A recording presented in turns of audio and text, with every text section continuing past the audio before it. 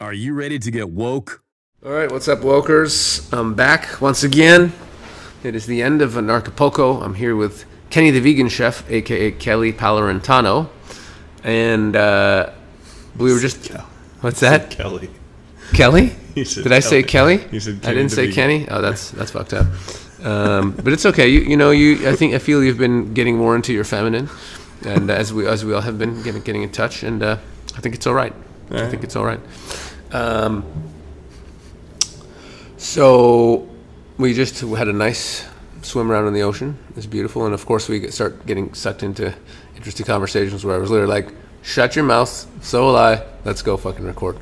So I guess before we get into that, we had a really fun chat in our first podcast last year. It's been a year. Have you had any major moments of clarity, any major realizations or developments on your spiritual journey? Whew. Definitely. I mean, a lot of it has been reiteration or clarifying of the same things I've been on.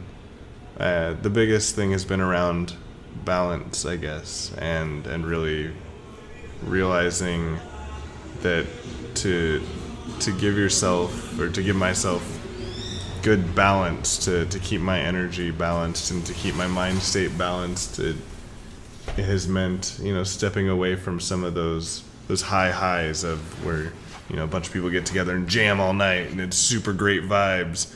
And I've kind of stepped out of that a lot of times because the next day when the vibe comes down and you're totally overworked and you haven't slept because you were up all night, and kind of realizing that, to maintain balance means having a little bit less fluctuation. And that's it's been a beautiful thing to see it, because a lot of friends are like, "Oh, you're missing out," and this and that, and I'm like, no, I'm really not. I wasn't there. I did not experience that thing, but I didn't miss out on anything. I did exactly what felt right for me to do, and it's been really empowering to step into that and know that, okay, to you guys I feel like the old man now, but this is where I'm at. Other than that, mostly the same things being really like reiterated. The principles I've been living by and kind of moving towards and practicing, just becoming clearer in the universe, shouting, yes, yes, more of that. Okay, awesome. That goes. I'm just getting over this little cold. It really goes along with the principle I was just, mentioning to you, which is as I feel more complete in myself and discover more of me, and feel just constantly just so lucky to be me. This realization of like I'm me all the time. Like this is awesome. Like it doesn't matter if I lose my money or friends or anything happens or possessions or any of this, or people don't like me. I like me, and I'm always happy being me. And even if in the worst case scenario, like I get killed, I'm still going to come back as me. There's no not being me in my future. Impossible. Yeah. I'm just me. And so when you have this realization as you're falling deeply in love with yourself and your true self, and you're like, I'm fucking awesome. I really don't need to go and do things to make me happy. I don't need to see people. I don't need to eat food. There's nothing that I need. There's no action I need to take to feel good about myself, or just to feel good in general. And that sounds like you're kind of in that place. Like yes, there's going to be a party and it'll be fun and maybe there'll be me, but at the same time, you're already content in your being, so you don't need to leave the house, especially if it's going to, have consequences, like you're going to be up late, you're going to feel shitty the next day, blah, blah, blah. So I think that's kind of where you're coming from as well. Yeah, totally. Yeah, just there's no need to. Well, like you said, the same thing you said earlier is, unless it's really exciting. If there's an excitement level, then that's you capital Y, like your big self telling your little self, hey, this is the thing you should go do now. That's why excitement comes in. But if it's not excitement, don't do it. And it's been working out brilliantly. I skipped every single party over the 2 weeks of the Anarchist event, and I felt great, and I still got to drop in with all the people that I wanted to drop in with, and I got to feed people, and I got to do all the things that I love doing, and I slept every single night really well. And I never woke up after 7:30 in the morning, and I got really productive days in the whole way, and I feel great.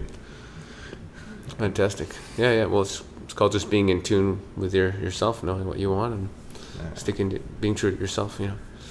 Which is beautiful. So as we speak, you're super excited because you've manifested going on a very special cruise. If you want to brag a little bit about that. Oh yeah. I think we actually talked about it last year on the podcast. Mm-hmm. The Abraham Hicks Vortex of Attraction cruise. I've been calling that in for years now, like 5 years since I first discovered Abraham. I discovered Abraham like right before the first Anarchapulco, basically, and right after the first Anarchapulco, I wanted to go on one of the cruises. I decided to go to Rainbow instead, and I'm so glad that I did. And ever since, it's been like, oh, the cruise matches up with Rainbow again. Oh, it's here. I don't have the money for it. Oh, matches up with Rainbow. And now it's like, in November, the Steam dollar hit $15, and all of a sudden I was like, oh, I have thousands of dollars. I'm just going to pay for the cruise right now. And yeah, I'm going on that in, 2 weeks. I'm overwhelmingly excited about that. I don't even know. I don't know. I have no expectation of it, but I know it's going to be awesome. And it's been a really good practice in, I was releasing as I went, like, oh, it's not going to work this year. Okay, it's not a big deal. Oh, it's not going to work this year. Not a big deal. But I was always trying to go on the Alaska cruise that happens in July. And finally, this year, I was like, there's other cruises. I'm just going to look at one of those. And one just happened to fall in a time period where I had nothing planned. And I was like, oh, that's why the Alaska one didn't work, because I wasn't supposed to go to the Alaska one. And now I get to hang out with hundreds of people and just soak in that energy for a week straight. And it feels like a really good counterpoint to, so much logical, philosophical energy here at Anarchapulco, to go like straight into just holding your vibration and all of it being focused on self and manifestation. Yeah, dude, it's gonna be awesome. Like, thinking about it, like, I really want to go too. I'm like borderline, like, I could just go, but I just have so much going on right now, and I'm really hardcore on setting up my life down in Ecuador, which I'm doing now. But I have a funny feeling in the next year there's going to be some other epic, event or something, and we're going to go do it. So there'll be more stuff. Oh, there's so many things. There's so many things, right? But you go through phases, and I'm in a phase of just like, get my land and build up my life and just get my shit going in my home base, like build everything up the way I want it. And then when it's the way I want it, then I'll be like, oh, cool, now I'm going to go and do some stuff. So I'm just in that phase right now. Absolutely. Now, a word from our sponsors. That's right. Our sponsors being, there's a lot of things I could sponsor. It's interesting. I was hoping to see a huge blow up of this platform, ONG.social, which is like kind of like Facebook, but they're moving into decentralized. It'll go together with Steam, so you could post there and it'll go to your Facebook and Twitter and Steam, and you can still get your Steam money. And it's and it works like you can have groups and you can add friends, and there's no limit to how many friends you can, and they don't hold your personal data or spy on you or sell your ads. It's like, imagine if Facebook wasn't evil. Right. And I've been supporting them from the beginning, and they're just about to get all these upgrades and all this shit. So I was just like, hopefully this will take off. But now hearing this, it sounds like Steam is going in that same direction, where they're going to have all those other components. Yeah. So it's very interesting, and I love Steam, so I'm kind of torn, like, what are we going to do? Yeah, it's a tricky place to be. There's too many good options. What do we do? Yeah, I know, right? I guess just tell people about both, and whatever is better will just take off. Yeah. But I think the bottom line is that we are going to have nice decentralized platforms where people can express themselves and hang out and make money for it, rather than being on Facebook. I really feel that Facebook has really hit its peak, and in the next year or two, we're really going to see people moving. Like, conscious people are just going to be like, okay, we're not. Because I would like nothing more than post up on Facebook going, hey guys, if you see this post, I have permanently left Facebook. Yep. Here's where I'm at. If you want to hang out, that's where I'm going to be, and never log into it again. Just if you're not clever enough to see that's my last post, then that's too bad for you, because I ain't there. That would be a beautiful day, and I think many people are looking forward to that day. Yeah, I think it's coming rapidly. Really the biggest thing that Facebook has going for it is just the messenger, because there's so many people on it. Right. Like for me, I don't follow anything. I literally have every page in person unfollowed, so I never have a feed. Mm-hmm. So it can never try to suck me in. I just go because if I combine my email and my phone list, it's still less than my Facebook contact list. Right. And there's a bunch of people on Facebook I don't have email or phone for. So I would lose contact with hundreds of people. Right. So yeah, it is a really good way to just like, because it's like you meet so many fucking people. You can't add a fucking person to your phone every time you meet them. It's insane. Yeah. You can't. We just meet too many people. So that is the convenience of it. You just add them on there, and then one day when you're like, fuck, I met that guy like last year somewhere, like you're gonna, as long as you remember his first name or something, you'll find him. Yeah. You know, at some point you'll find him, or they'll reach out to you or whatever. And it's a great way also for people just to be able to find you. Like if someone really wants to reach out to you, they're like, oh yeah, I know his name. They could just ping you on there, and it's beautiful. So I think once we have an option where people can have a similar type of thing where you can just add people, and you know, and the fact that Facebook has a 5K limit. That fucking blows for content creators, man. I hit 5K years ago, dude. Yeah. Like, what are you talking about? So that's what I like about ONG.social. There's no limit. You can have 50 million friends. Yeah. There's no limit to friends. You can still make groups. You can still do the same stuff. There's just no fucking asshole factor. It's beautiful, and they don't sell your information. Nothing. Like, they don't do any of that dodgy shit. So it's very, very. It has a huge amount of potential. So we'll see. I'm hoping that will take off before the Steam stuff happens. It'll just start gaining traction and stuff. We'll see. beautiful. But anywho, you're just learning more. Oh yeah, that's right. So let's continue. We were getting into some interesting stuff on the beach. I was basically saying that doing the breatharian stuff. What are you down to? Like literally like one meal a day or something? Yeah, I do like a smoothie in the morning time somewhere, and then I just don't eat until like I'm hungry, and that usually comes like late afternoon. Mm-hmm. And then I'll do like another smoothie or some like an avocado or something before bed. That's pretty light. Yeah, For an American? Basically, you're anorexic. that's the beautiful thing is from where I used like when I graduated high school, I was pretty big, like not like fat, but just like heavy comparatively. I worked out constantly and stuff. And I did coke for a couple of years and lost like 40 pounds. Really? And then I've been the exact same weight ever since. And I went from drinking lots of alcohol and eating lots of meat and bread and stuff to going totally vegan, and my body weight literally did not change whatsoever. Like I've been right at 155 pounds for 7, 8, 9 years now. Dude, I can't imagine you did coke and all that. That's crazy. Oh, Tell me a little bit about your Lots. like the darkest period where it was just life was just a shit show. Like just give me like a 2-minute window into that. Yeah, after I turned 21, because I was selling weed, and I was just kind of hanging out and doing whatever. I was working full time, but I was also just like fucking around whenever I wasn't at work. But when I turned 21, then I was able to start going to bars, and that's when I got introduced to coke, and that became a problem pretty quickly. I was doing like an 8-ball a day, and whatever other drugs, like because I was getting it from a friend who his like uncle brought it up from Mexico for us, so I was getting it super cheap and selling coke, and then I would trade the coke and the weed for other stuff too, as long as it's something I thought I could sell. And I would end up doing a lot of that stuff, so I'd do Xanax and tons of Oxycontin and tons of just everything I could get my hands on. And yeah, that was a really not good time.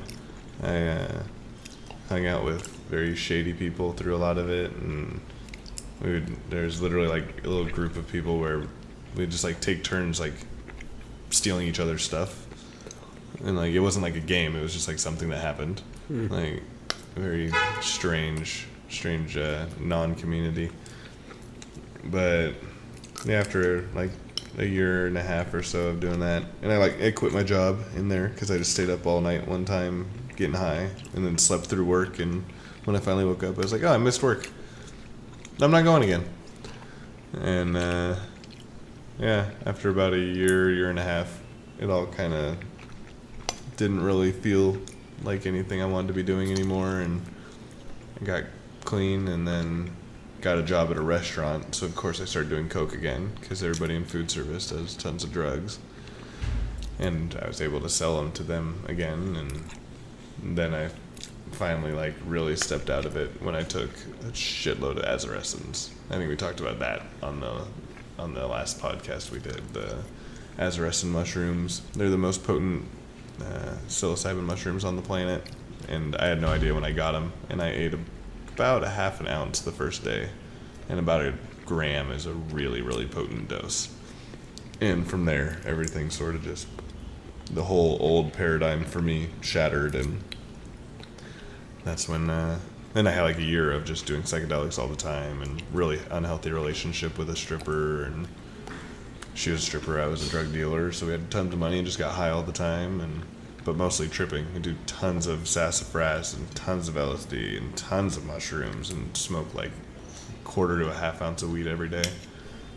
And then when that relationship ended, I just kind of was like, I'm done.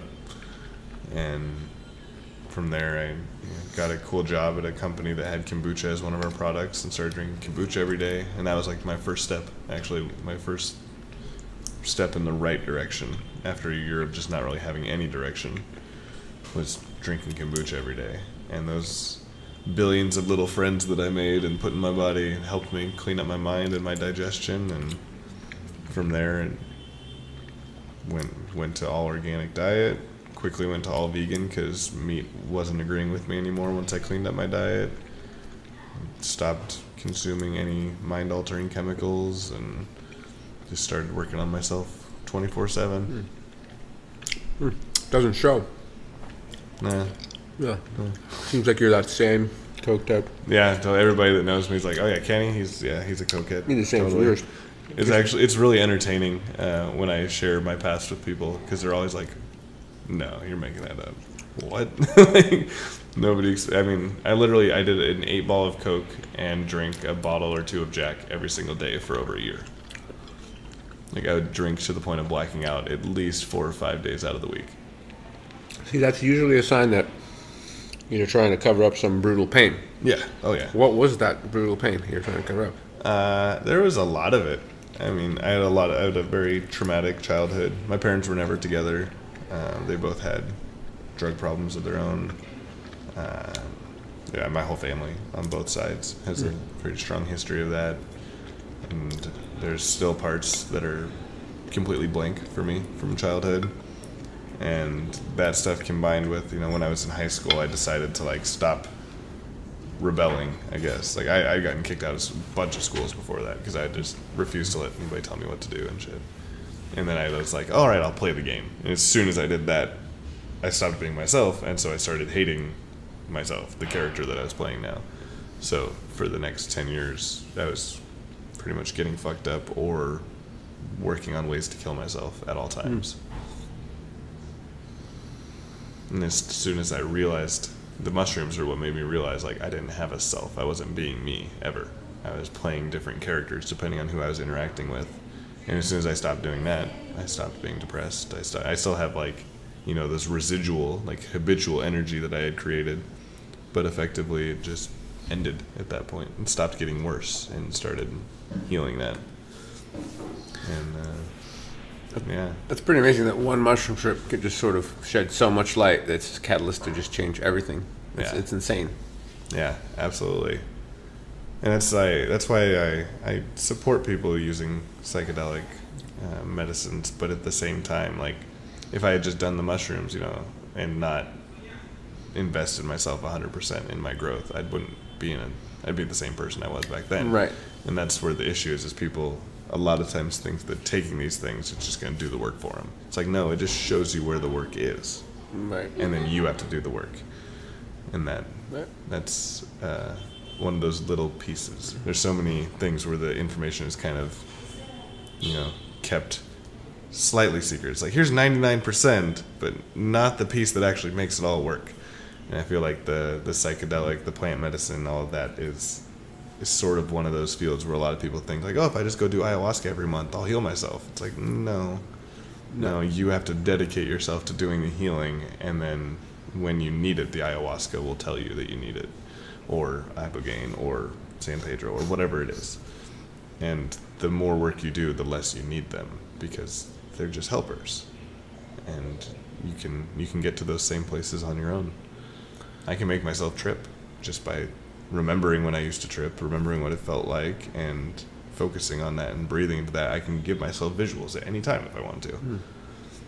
I don't really want to. I don't do it much because you know, it's just like a party trick almost at this point that only I can experience.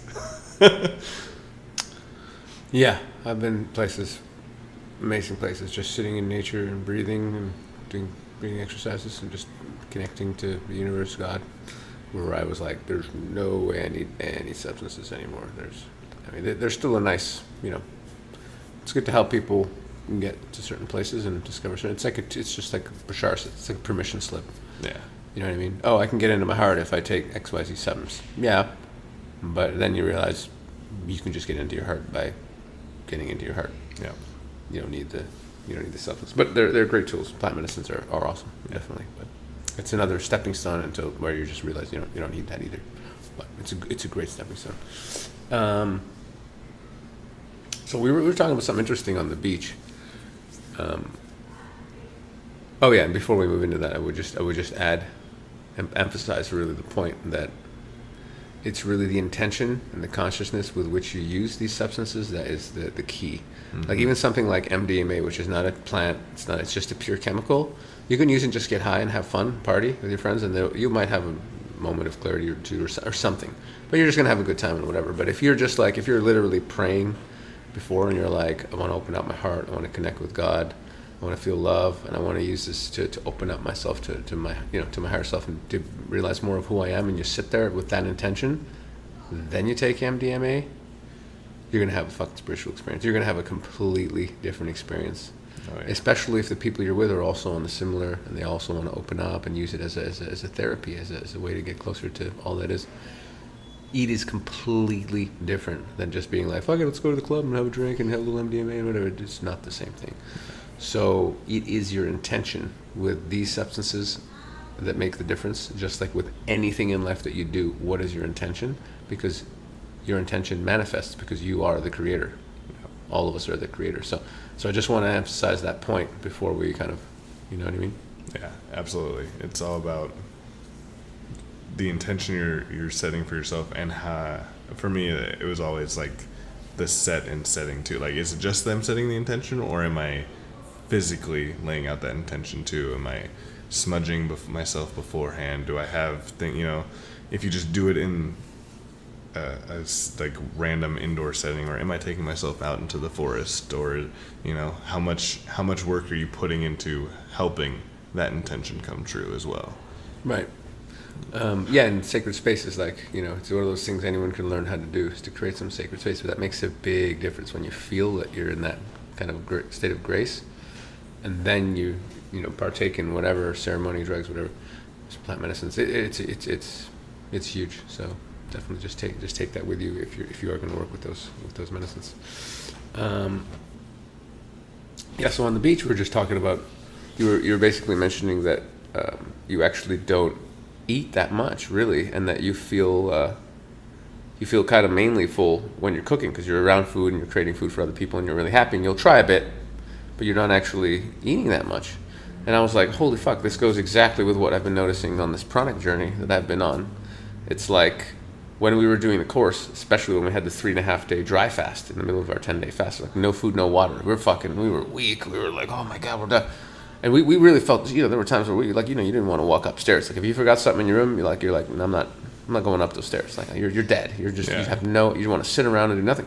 But I found when I'm at the group, like we go by the pool and we start joking around, all the group and hanging out, or we're sitting by the pool and we're breathing in and doing breathing exercises and prana, or giving each other massages. Just that human interaction and being out in nature, it charged us up. Mm-hmm. I went from there's no way I'm making up those stairs to no, I'm good. I'm gonna go over there and grab that, no problem. It's like a huge difference, to the point where I'd be so energized, I'm like, I can run up those stairs and run back. Yeah. I'll be fine. That half an hour after, like, I can't get up. Yeah. Because I hung out for half an hour with people, joking around, and the energy of people and prana around you, it's everywhere. This is the thing. The energy is everything. The ocean, the rivers, the air, the butterflies, the people around you. Just, even your intention to help someone else or create something beautiful or feed someone or being around food that you're working with, it's all creating pranic energy. And so it sounds like you were tapping into that big time.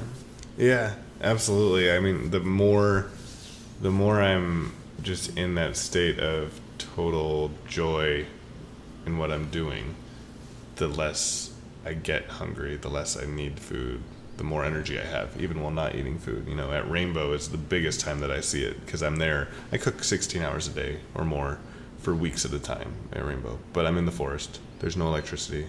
There's no gas. There's no fumes. There's no Wi-Fi signals. There's no cell phone towers.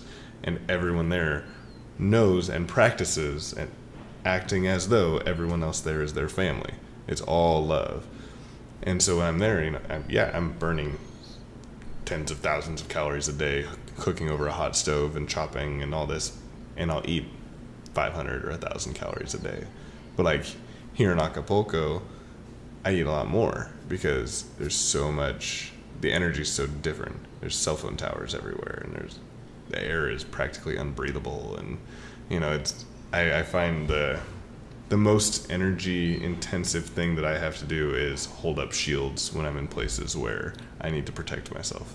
And that's why I spend, you know, close to half, if not more than half of my year in the forest, because you're just good. You don't have to do that. You don't have to have barriers. You can be totally just down, and then energy expenditure at any given time is almost zero.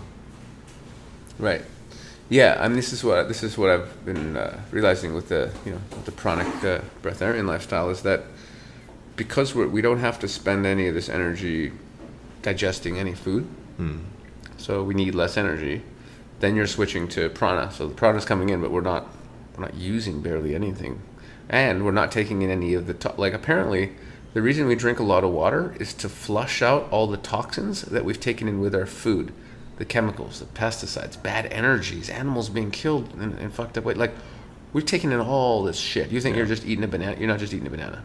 You think you're just eating a fucking steak? You're not just eating a steak. You're getting a lot of shit. So when you cut all that out, not only are you not digesting it physically, like, which is about, they say, but a third of all your energy expenditure, your stomach. A third less, if you think about that, plus all the toxins, poisons, bad energies, all that stuff. How much energy does that take for the body to? At least another 17%. So that's half of all energy that you don't need anymore. So when you cut that out, and then your pranic engine is on, and then you eventually build up to the point where you're taking in just the same amount of energy you were eating, you're having then 150% of energy because you're not spending that 50% on shit. So you end up, this is what I hear from the people who've been doing this longer, says, for a while you're a bit weaker, and it takes a while, then you're the same, then you have more energy, then you have more, then you have so much you don't know what the fuck to do because you're not using any consuming, processing foods. So it's really, really profound, this realization. When the parasites too. Most people are dealing with tons of parasites, or at the very least, if not parasites in the general sense, things like candida and stuff, yeasts and things. And when you go on a dry fast, especially, you're flushing all of that out because those things are causing you to take in more energy to consume for them. It's not even energy you're burning; it's energy that they're burning, but that you have to take in. Yeah, and that's it's crazy. And so obviously when you cut eating and you're pretty much just pranic, and then you have a little fruit or you have a little shake here and there, you're not really taking in enough shit or sugars for these things to survive, so they die out. They just die out, and that's what happens. I'm pretty sure I don't have anything, but the next time I do another 4 weeks of no food, if I do, you're not gonna make it. Like, you can't live with no energy. I can, but the beings inside me can't. So it's the ultimate lifestyle. It's just going to wipe everything out. Like, how can Candine live when you're not eating sugar? Right. The fuck. So, but it's so fascinating that even just normal people out there who are just eating their food, whatever, they can still shift being conscious of it to being more pranic just by being around people they love, doing breathing practices, doing meditation, getting in your heart, just making healthy food choices, cutting out the shit. Just eat food that's amazing and beautiful, and eat less of it naturally because your body feels good and you just don't need to. Our teacher talked about this example. Like, you ever notice when you're in love, you just forget to eat. Like, you'll go all day without eating. You're so happy, and then you look at your watch and it's 7 p.m. and you're like, oh my god, I haven't eaten all day. I should eat something. Well, that's programming. Oh, I'm gonna die if I don't eat. I said, what? No, you won't. But you can go weeks without eating. What are you talking about? So if you don't really feel like, fuck, I'm hungry, don't eat.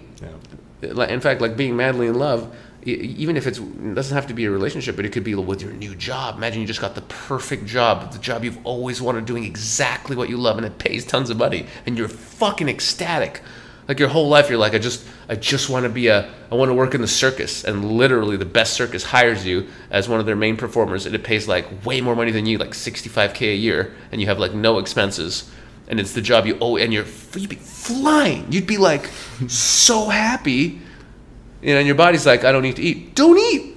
Use that as an opportunity to reduce so your food. Maybe you'll end up eating like one meal a day, which is extremely healthy. Yeah. Eating one meal a day is extremely healthy. That'd be like basically fasting 23 hours a day. That's pretty close to pranic. You're already there. So it's just breaking out of this pattern, this belief, you have to eat or you're gonna die. Yeah, you need to drink 3 meals a day, food, and then you got to drink water all day. It's like, no, you don't. You're being fed. Just chill out. Listen to your body. Yeah. So, letting it, however much you're eating, letting the decision come from what your body's actually telling you, rather than from programming, rather than from habits. Yeah, it's all about. I mean, in all forms of life, all of our facets, I think that's like one of the most important parts, is getting rid of programs and noticing where they are, and then not acting on them, but acting mindfully rather than robotically. Don't be a fucking drone. Don't just do what other people trained you to do. Exactly. I was thinking about this as an article or a video piece, and maybe I'll put that out before this even comes out, but the piece was literally about, the fact that most people, they decide on the behavior they should do based on everyone else. If everyone thinks it's okay, or then I should be doing it. But actually, and I started looking at like, what is true? Like we really look at what is objective, actual truth when you really do the research and find anything about life. And it turns out, based on my personal research, that most of the beliefs most people have, and most of the things that people just believe are normal and true, are actually it looks like, during my research so far, approximately 90%, it is the opposite of the truth, or the opposite of, you know what I mean? The opposite. Not just false, the opposite of the truth. And I can give you a bunch of examples, and most listeners of the podcast will know this and be like, yep. But like, the sun causes cancer, and stay out of the sun. People believe that. People literally, they're selling more suntan lotion every year. Like, it's insane. No, the sun cures you of cancer. The sun gives you vitamin D, which fights cancer and all diseases. And the number one thing you could possibly do to increase your immune system to fight every fucking disease, get 20, 30 minutes of good sun every day.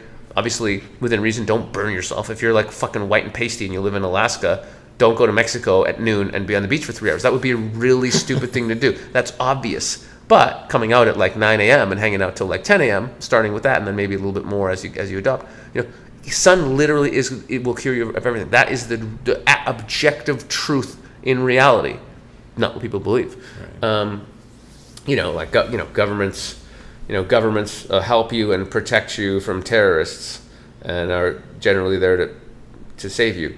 People genuinely think the government is out to help them out and organize things. If you do the research, government is the terrorists. They fund them, they start all the wars, they steal your money, and they literally use it to exploit and murder other people. That's the fact behind the reality of what governments do, 90% of the time. And I could literally just go on and on and on and on about anything. Like, don't even get me started on cancer. Don't even get me started on health. Don't even get me started on health advice. Eat 3 meals a day. The quickest way to make sure you clog up your system, use up tons of energy, and make it so that your body cannot repair itself on any fundamental level, eat lots of food. Eat lots of food all the time. Have lots of snacks. Be putting food in your body all the time. Low quality food, unconsciously eating by habit. That is exactly how you make sure you'll get health problems in your 30s or 40s, and by the time you're 50, 60, you're basically done.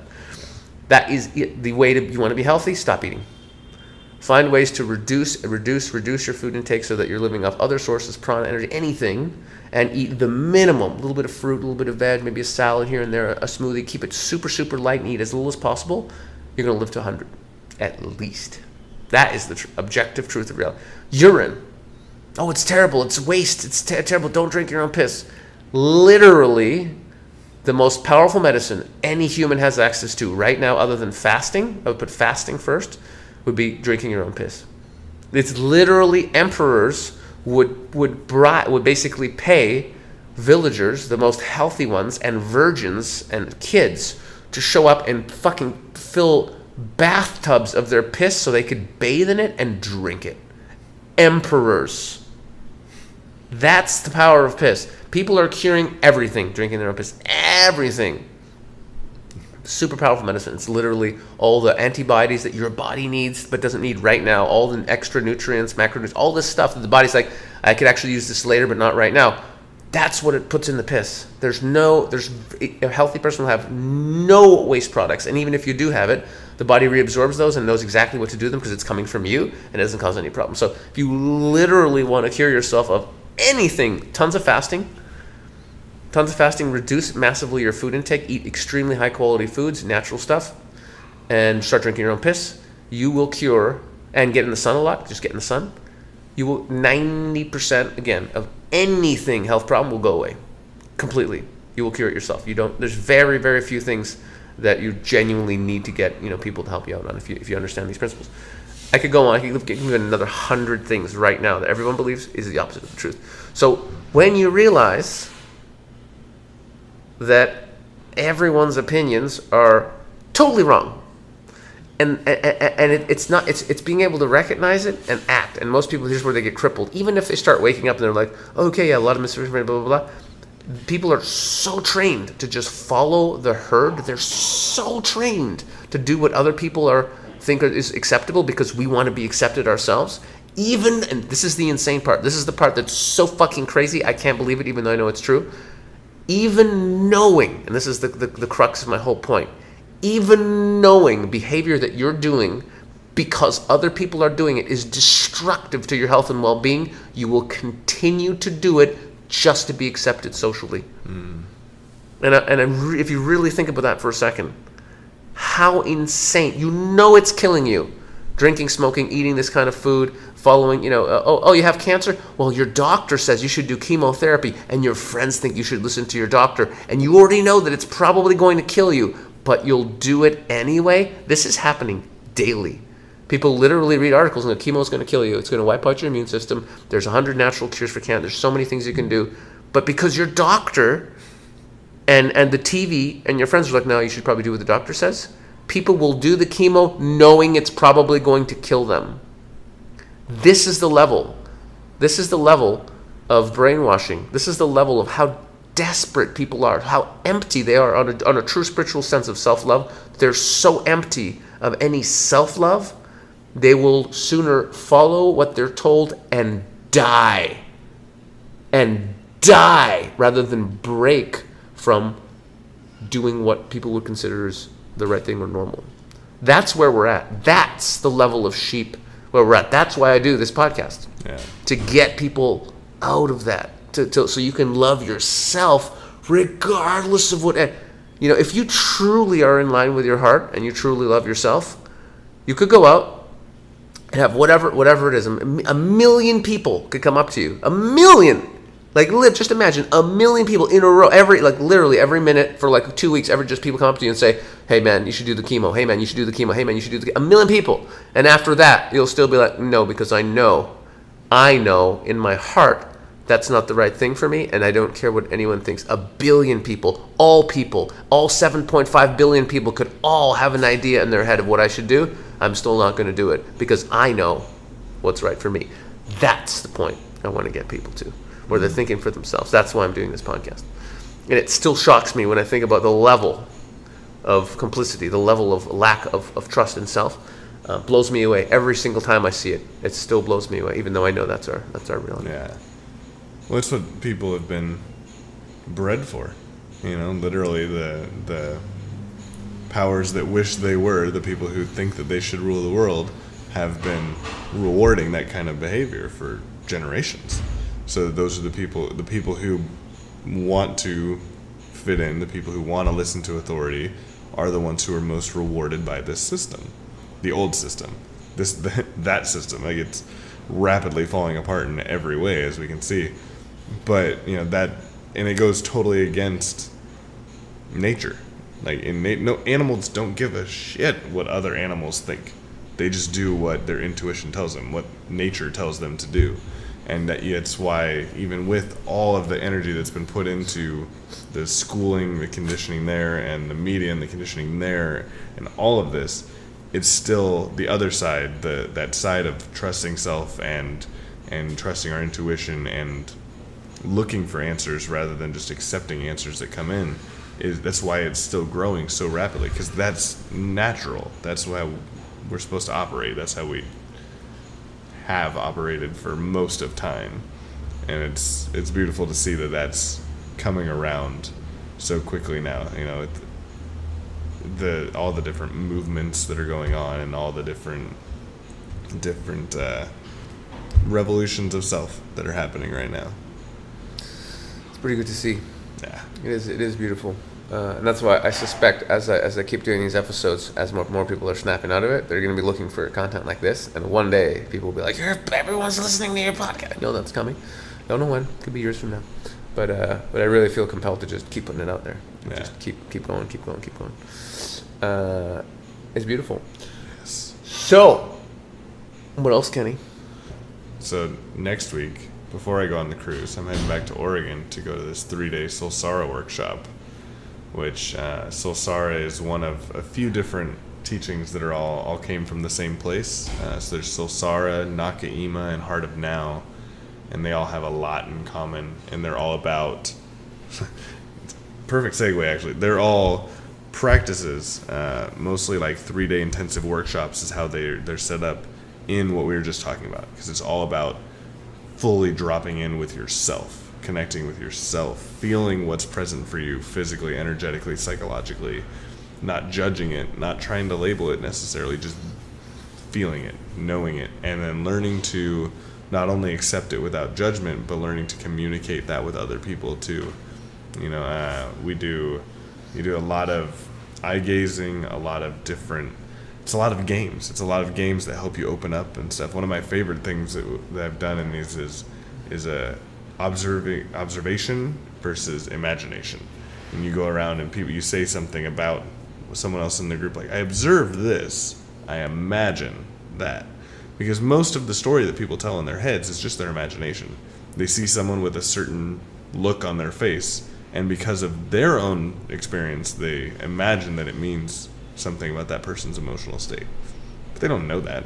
Most of what we put out onto the world is purely our own beliefs, our own past experiences, and has nothing to do with what's happening in that moment.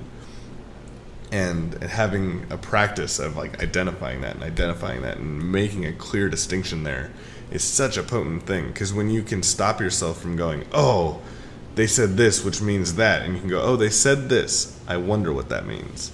It's that same. You're not just accepting something because it's been there before, whether it's your belief or someone else's belief that they passed you or whatever. You're just taking in the actual data and then asking questions about it.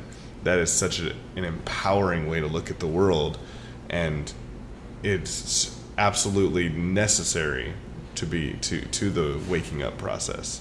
Because otherwise you're just taking it in and running it through filters that already exist, and you're not getting the data. You're just seeing what you already expected to get from it.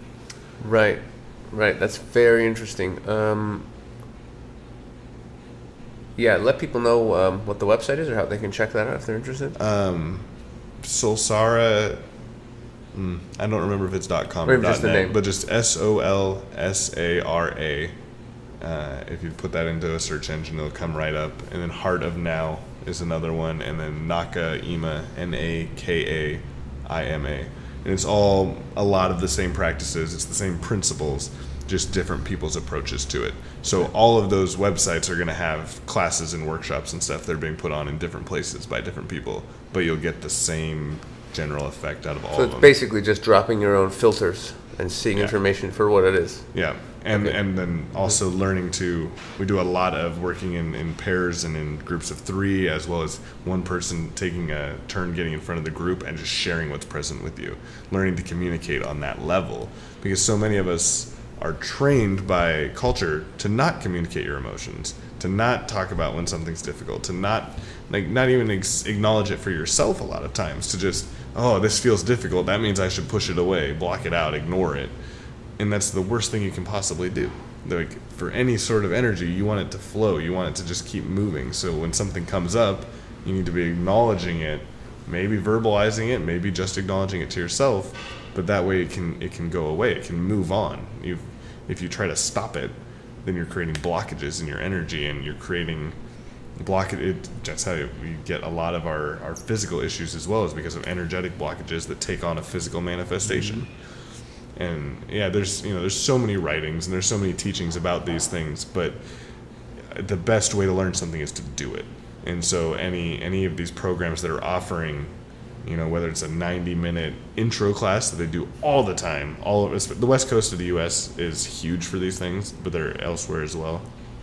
But whether it's that simple, one evening, or if it's 3 days all together with the same 10 or 12 people, practice is so much more powerful than even, reading the 20 books that somebody wrote. You'll get more out of half an hour of actually practicing it and dropping in with people, because that's how we learn. That's how we really take things in, is by doing them.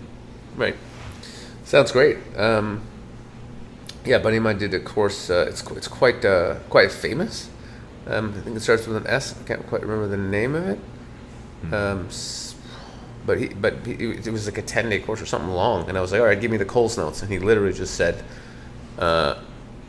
whenever you think anything, you're always thinking through a bunch of labels, and it's not the truth, and you need to drop the fucking labels. And the whole course was literally just dropping labels. So it just sounds like it was just another one of these. Yeah. Which is great. It's super powerful. And I've noticed in my own life, like especially with my pain body, like people hurting me or being mean to me, and all the situations I've been where people fuck me over, all this kind of stuff. I still have those shields up to some degree. So someone will say something and I'll be like, oh, I'm being attacked, but actually they weren't attacking me at all. They were just saying something that I'm seeing as an attack. Right. And now that I'm aware of it, I can actually go, and now that I know about nonviolent communication, which is really important, I could just say, hey, I'm feeling attacked.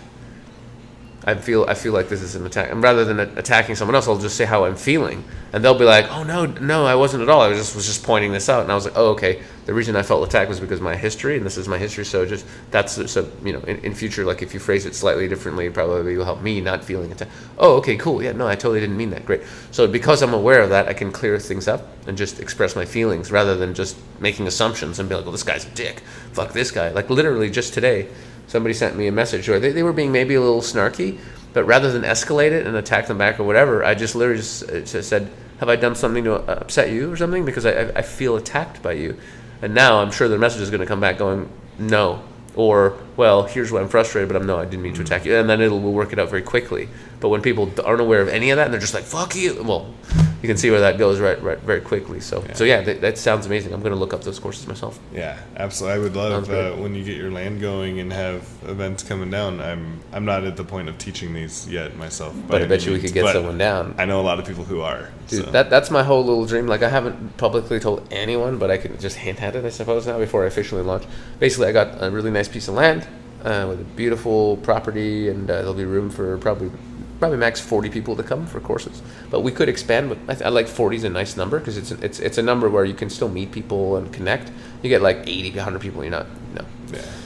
So I really like it. And yeah, it's going to be a beautiful place where I'll be leading like meditation things and retreats of my own and stuff that I want to get into. But it's such a beautiful space that people from all around the world will be able to come and share their gifts, and people can come and hang out with me and do courses, whatever. So it's basically going to be like a mini retreat center where groups of 40 or 50 can come and have really cool experiences for a week or 10 days or whatever. So it's going to be a lot of cool stuff hanging down there. Awesome. Happening, yeah, I'm looking forward to it. For reals. Well, cool. Well, we pretty much done our time. So what do I have to say? Yeah, I mean, from where I'm sitting, you just seem like you're in a good place. You're really enjoying life. You're continuing to manifest cool stuff, and you're just really the when I think man who is just truly just doing what they like all the time and really enjoying life, you're right on top of the list, because you don't have this focus on like success or money. You're literally, it seems like from an outsider's, my perspective is your focus is truly on doing exactly the things and having exactly the experiences that you love the most, and just being present with life and just being you and loving every single moment of it without any of this, oh, I have to be, I have to get to this next level, or I need to, you don't give a fuck. You're just doing what you love and trying to manifest more experiences that you love. And obviously, if you need a bit of money for one of those, then you will put some effort into getting more money, but not because you'll feel better about yourself having more money, because you want to use it for XYZ experience. And I think really, if people can, that is what a great place to be for people. It's literally just like you're literally going around from festival to festival, doing what you love, cooking and meeting amazing people all the time. So your life is literally like a nonstop fucking party. I mean, literally, like you're just constantly like, what are you doing? I'm doing exactly what I want next week. What about after that? More of that. You know what I mean? But then I have a few days off. Then I'm doing more of what I want. It's like, so very few people that I know are literally the entire time doing what they want to be doing. It's very amazing to see. Yeah, it feels amazing. I have to stop so often and like step back and like, wow, this is real. Like it's actually happened. Like the things that I ask for happen. At this point, I by the time that the realization that money is going to be needed for something comes up, the money already appeared. And I was like, man, that's interesting that just came in. And then some events announced, and I'm like, oh, that's why that came in. Cool. The thing is, like I said earlier, like I spent a lot of time not being myself, playing roles, playing the character that other people created for me. And so now that's my big thing is like, no, never again. Never again will I not be me 100%. And, there's so many different cliche terms for it, but it's like, the ones who matter don't mind, and the ones who mind don't matter. Like, all the people who like me are going to be in my field all the time, and the people who don't, I won't experience except in brief glimpses maybe, and whatever. Like, that's all on them. If they're not, generally, if someone dislikes you for being you, it's because they're not being themselves. And you're triggering that for them. You're causing them to realize that. And that's difficult. That hurts a lot to realize that you're not being yourself, that you're not being authentic. It sounds like the greatest gift we can do to help anybody who's not being authentic is simply to be ourselves. Absolutely.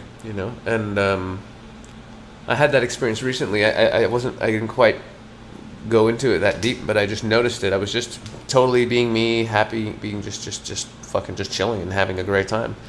And this was, I think, about a week ago, and somebody really they came across me, and they really, like, lashed out. They were just unhappy, and it was literally like an attack. And I was there, and I was literally just like, I don't even know this person. I've done absolutely nothing to them at all. I was literally just chilling, being me, joking around, having fun. And talking to you now, I realized that was it. It was me being happy in my own skin. That was enough to trigger someone else. And I've also had things happen recently, where, me, like I joke around. Like if I get in one of my jokey moods and I'm having fun with my friends, I'll say outrageous shit. I'll just be a fucking dick. Like, but coming from a place of like I just want to be silly and question things and make jokes and have fun. And I see people like literally. I had one woman say to me like like no joke. This is maybe 2 weeks ago now. She said, I have some feedback from you. I said, great, I love feedback. And she says, she says, oh, it's really offensive the way you treat people. I said, oh, is it? Tell me more about that. She says, yeah, the way you treat, I noticed that you call people, you're going around calling people turkey. And when I get in a funny, like, hey, why don't you stop being a turkey? Like I just call everyone turkey, men, women, my friends, everyone just, you're a turkey. I just, stop being a turkey. Like I just go into mode where I just call people turkey, beefcake, chopstick, whatever. But turkey's just a fun word that I like. You turkey. It's just funny. It's how you say it too. Did you just drop the ketchup? You turkey. And it's just, it doesn't get more non-offensive. It just does. In my book, like there's no level of offense. It is very offensive calling women turkey and calling people turkeys. I am not a turkey. I'm a cool. But that for me, that's in your world, yes, you can choose to be offended at that. And I'm sure you could find a way to be offended by many things. But in my reality, it's a term of endearment for people I joke around with and consider my friends. And I call my friends turkey. And for me, it's a term of endearment and love. But you can choose to be offended, but that's on you. And she goes, oh, well, I find it very offensive. Cool, and you'll continue to be offended as long as you choose to find it very offensive. That's nothing to do with me, though. And then she goes, and another thing. Check this out, Kenny. You call women girls. You'll talk about some woman and you'll say, she's a really cool girl. And I'll go, yeah, I do. I sometimes will say girl to mean someone who's a female gender, because I find it cute and loving and warm and lighter than woman. A girl's like someone with like a youthful spirit. Oh, she's a great girl. What a cool girl. Yes, it's in my vocabulary. I tend to use girl more than woman. Why? Not consciously, it just is that way. Well, it is very offensive to women. I'm a woman. I should be treated with respect. So me using the word girl for another woman that's not even you is offensive to you. Yes, very offensive. Interesting. So when I use the word, again, it's just a word that I use to describe people, and there's absolutely no negativity in any way, in any form that I can imagine, and it's completely a shock that anyone would be offended by that. But if it's offensive to you, it's because in your reality you're choosing to take offense at something that completely has no... And it'll continue to be that way for you until you make it. No, there's no way women would ever hang out with somebody who... Really, because I have 3 beautiful girls that want to meet up with me in the next 48 hours, actually, and they don't seem to be offended by me at all. Funny that. Well, I find it very... Okay, good. This is a real conversation I had 2 weeks ago, and it's just such a perfect example of like, I'm just totally happy being me and using my own language and expressing myself as I do, and this person is not comfortable with that. Well, that's it. That is anarchy, freedom, sovereignty. Any of these things, to me, they mean responsibility. Like, to be a sovereign being means to take full responsibility for yourself, your actions, your experiences, everything. So if someone else offends you, even if they're trying to, the fact that they offended you has nothing to do with them. It's you. You are choosing, or you have some programming you haven't chosen to get rid of, or, but it all comes down to you. If it's in your experience, it's because of you. And that's a difficult pill to swallow for people who have been trained into a victim mentality their entire life, because victims are easy to manipulate and people who take responsibility are not. But that is, I think, the ultimate step for all of us. You know, you see a lot in the freedom movement, even people that still don't take responsibility for how they feel, how they act, what comes up in their world. And as soon as you do that, as soon as you take responsibility, you have full power over your experience, because it's yours. Whether it's good or bad, you know, I caused it, so I can change it. And that is, like, if I could hammer any one point home into every human on the planet, it would be that. You are fully responsible for your life. Yeah, that's a tough one. That's a tough one where, like you said, everyone's used to being a victim and blaming everyone. The government did this. I had bad teachers, had bad parents. Just, you know, on and on and on, blaming all kinds of fucking people. But ultimately, you are responsible for your life. There's no one else. It's yours. Yeah. There's absolutely no one else. Now, based on what you said before, yeah, I agree. Especially as a comic, I'm just like, you decide to be offended. I'm making jokes that I think are funny, but even me, and I'm more pro free speech than... I can't imagine meeting someone who's more pro free speech. I mean, I literally did professional stand-up comedy my entire life. I had all kinds of jokes that I thought were funny. Some people did, some people didn't. Some of them were highly offensive, and I believe I should be able to say absolutely anything. And if you don't like it, don't be in the comedy show. Don't be around me if I offend you. If you really are bothered, I'm not putting a gun in your mouth saying you have to hang around me and listen to my jokes. No. And even me will say, there's a difference, a big difference between me just being myself and calling someone turkey or whatever, just being me, and because there's no intention to cause harm. But if you're saying something to someone specifically and your intention is to harm them, mentally, emotionally, in some way, to cause harm, I would say, even though it is their personal experience, I would still say you're being a dick. There's no need for you to do that, because I'm a voluntarist, hardcore. So I believe in do whatever you want to, but do not cause harm to others purposefully. That doesn't mean don't be yourself and censor yourself and don't say things that might upset people. Be you by all means. But but it's just such an easy on purpose. Oh, look at that lady. She's fat. I'm going to make a fat joke now because it might upset her. You're being a dick. And you are purposely trying to cause harm. So you're breaking the voluntarist principle. Even though you're just speaking, you are, because you're doing it willfully. But if you're just joking around being yourself and someone chooses to be offended, well, you didn't mean offense. You were literally just being you, and you cannot get in trouble for being you. That's ridiculous. So even there, I will say, and none of the things the lady was accusing me of was in any way trying to hurt anybody's feelings in any way. I was literally just being me. That's why I listened to, and I'm like, cool, I hear what you're saying, but you're choosing to experience that. Has nothing to do with me, and you will keep getting upset by many people if that's, you know, that's the way you want to be. If not, then that's it. You want to hear another crazy example? Crazy example, which I wasn't even going to talk about because it's so fucking stupid that I can't believe it happened, and yet it did. So I'm like, okay, let's talk about it. So I did stand-up comedy a few weeks ago. I did a couple of shows down in Ecuador, and one woman comes, you know, and I just got into a brief 3-week conversation with 2 other people. One of them is a woman, and she says, "Oh, you're a comedian. I heard a comedian perform the other day and did a joke about pedophiles the other day." And she said, "Was that you?" And I said, "Well, I'm the only comedian that was there that night, so I imagine it was me." And she's like, "Oh, okay." She goes, "Well, you know, you're giving approval for people to be pedophiles. You're spreading, you're making it okay for people to be pedophiles because you made a joke about it." And I said, "Really?" I said, "What if my joke was against pedophiles? What if the punchline of my joke was, I hate pedophiles, let's burn them? What if my joke was about, you know, something else? The actual joke was about the absurdity of there being a sign in New York City in a park that had little kids playground and stuff that said, kids must be with an adult. And I wanted to do some push-ups in the park alone, and I wasn't able to because I didn't have a kid. So I had to, because of this law, I had to go out there, find a child, and be like, "Yo, can I give you $5 to hang around with me at the park so I could do some push-ups?"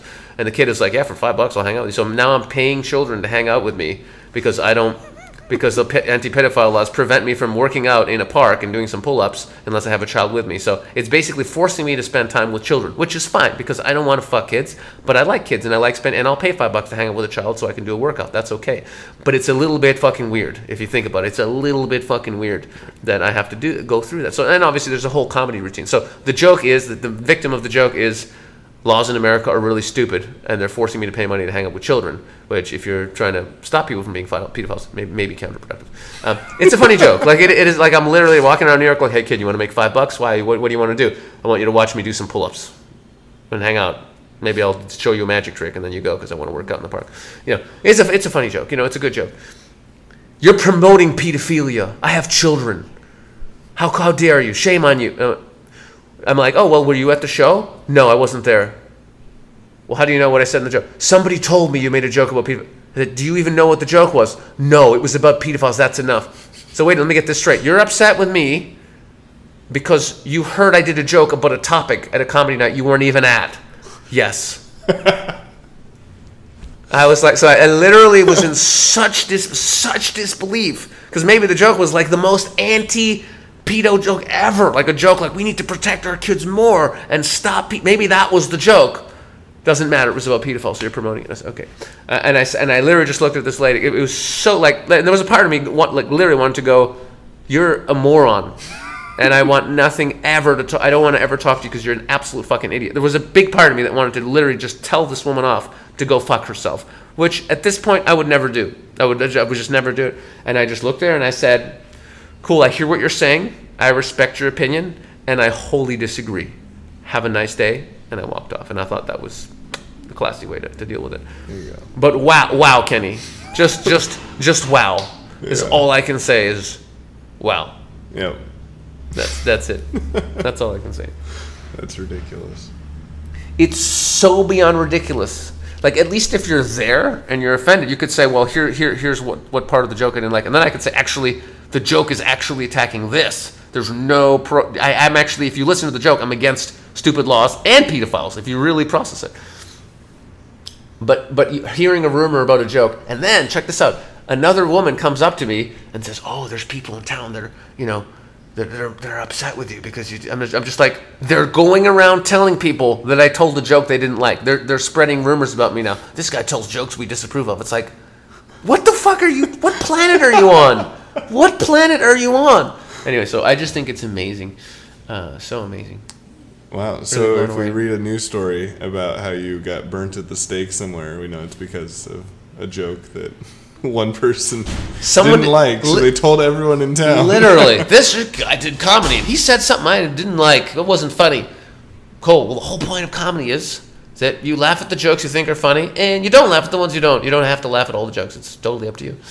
That's the beautiful thing about it. And if you don't like a comedian, walk out. don't listen to his show. Just say, fuck this guy and walk out. It's beautiful. You can do that. Or listen to it and ask yourself, why does this make me uncomfortable? Why does this trigger me? Why? Because the jokes don't have anything to do with you unless maybe the person is actually like pointing you out of the audience and making a joke about you. But in general, those jokes have nothing to do with you. They would be told whether you're there or not. So you getting triggered, you getting offended is, once again, purely on you. The amazing thing is, another woman came up to me and literally wanted to, because she liked me, like she's kind of like I'm friendly with her. She said, "Oh, I just want you to know, just so you know, apparently like you told this joke and some people don't like it, and so you might want to apologize to them. Otherwise, some of the people in town might not come to your restaurant because I'm opening a restaurant." And I was like, if someone doesn't want to come to my restaurant because someone else didn't like a joke I did in a comedy routine, I don't want them to come. They are not the people I want in my restaurant. Are you fucking joking me?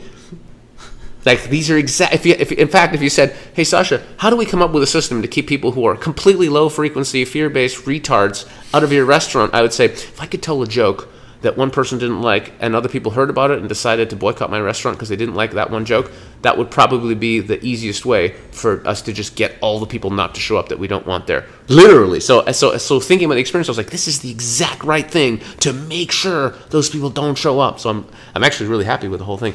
There's no apology. I'm not meeting anyone for anything. I'm just really happy that one person isn't going to show up, and hopefully all the people that are friends with them aren't going to show up, and it's going to be much better that way for everyone. Beautiful. But wow, just literally, even telling the story, wow.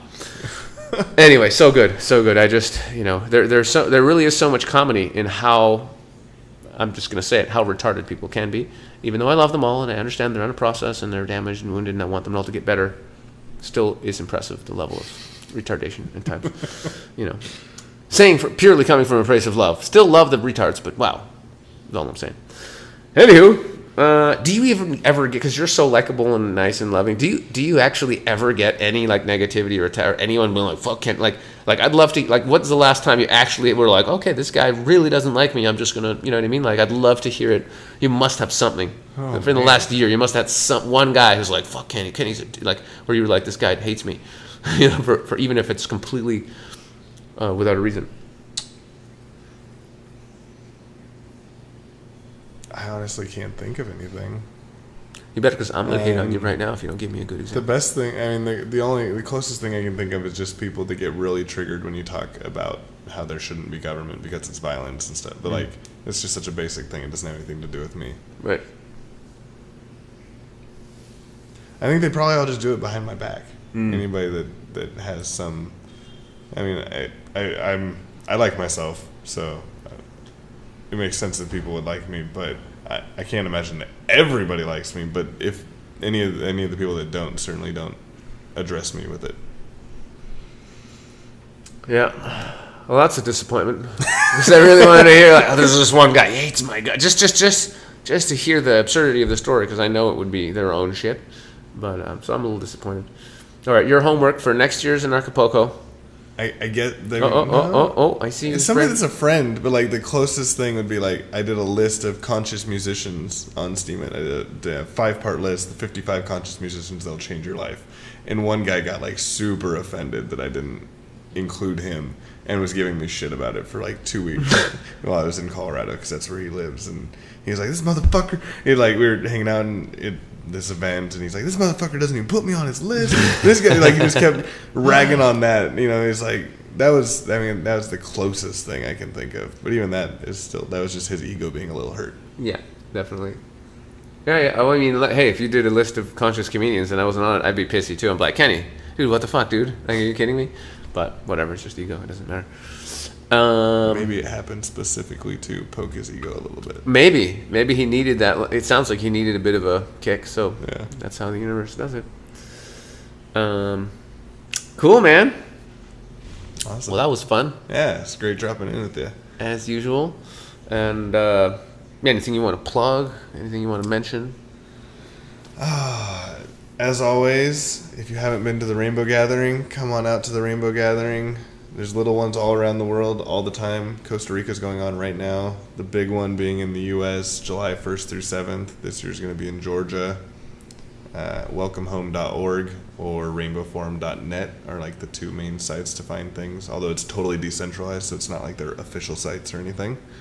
And then you can find me on Steemit and DTube at Kenny's Kitchen. That's where I exclusively put all of my content these days. And yeah, come run into me at some awesome conference or festival. I'd love to have a chat with anybody that wants to, and I've usually got some delicious food for you. Oh yeah, anyone who's not on Steemit, Kenny, I think is a good gateway drug to Steemit because he's like always posting and always interviewing people. So if you just kind of want to get like a, just see what the fuck is going on and maybe make an account and just get involved. Follow Kenny, follow me obviously at Sasha Daygame is my Steemit account. And yeah, just get involved. Like you had a friend who literally just opened up an account. She literally just posted an intro, and after I voted for her and a couple of other people, she had like over $10 in Steemit for her first post. That's $10. Yeah, she's at like $22 right now in payout. Right, exactly. So it's not bad. So even as long as you have anything, like even just your personal story, things you've learned in life, recipes, like anything, like literally anything you're passionate about that you're excited about, just post it, tag it in the right places, and you never know. Once in a while, someone will post something, and it'll just go supernova, and they'll have like a $200 post. Happens all the time. Yep. Yeah, but even if you just get $5-10 and you're having fun and you start meeting cool people, that's it's all good. So yeah, just get involved. Steemit's fun. That's the beauty of it is it allows people to realize that they're already content creators. If you have a hobby, if you have anything that you like to teach people about, if there's anything you geek out on, right, you can make content out of it. Whether it's a video of you talking about it, or like if you make jewelry, make a video of you doing the jewelry, time lapse it down to like 2 minutes, put some music on it. That's great content. Sure. Whatever it is. And then you're just doing stuff that you love, so it doesn't matter if it makes money. And if it does, it's a huge bonus. That's right. I mean, that's literally one of the fundamental spiritual things, that I've just been saying for years. Find something that you can express your excitement and your joy that you love in life, and because you're putting out so much passion and energy and excitement into it, and your vibration goes up, the universe will always find a way where you can support yourself. It doesn't mean you're going to be a millionaire overnight, but it will mean someone will be like, you're so good at this, why don't you come stay with me at my house, and you can just do this full time and we'll feed you, and you can just do what you love and quit your job. And that would be an amazing start, and it happens to people all the fucking time. So many stories of people I just decided to do this because I love it, and now I do it full time and I don't have to work. It's like, fuck yeah. So just start. Just literally start. Don't question, just go and do it. Start an account and start posting, and the universe will take care of the rest. Yep. If you're going to do that, do come check out. I've got Kenny's 2-minute Steemit tips. I just put up episode 19 yesterday. I'm literally breaking down like every single facet of Steemit because it does have kind of a steep learning curve. Okay, beautiful. Excellent.